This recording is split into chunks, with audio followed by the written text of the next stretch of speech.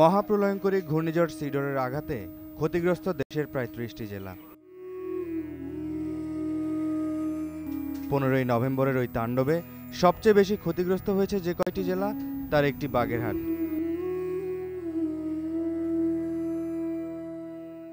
মাত্র ৩০ মিনিটের ঝড় বদলে দিয়েছে এই জেলার শরণখোলা থানার মানচিত্র।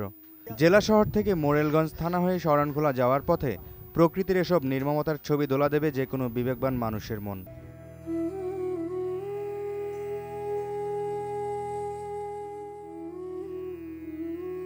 পানগুচি নদীর ঘাটে এসেই চোখে পড়ে পন্টুন পানি থেকে ১০ ফিট পিছনে চলে গেছে।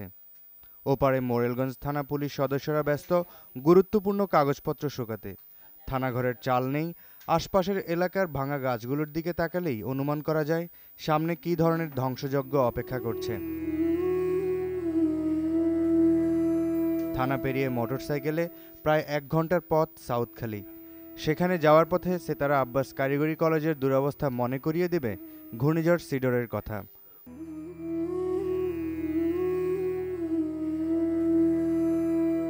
পুরো কলেজটিকেই কে যেন বুলডোজার দিয়ে মিশিয়ে দিয়েছে মাটিতে।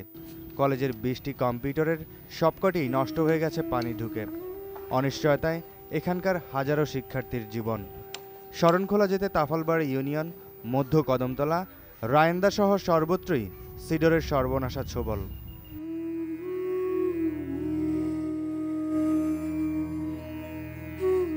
খালের পানিতে ভেসে বেড়াচ্ছে মৃত গবাদি পশুর লাশ।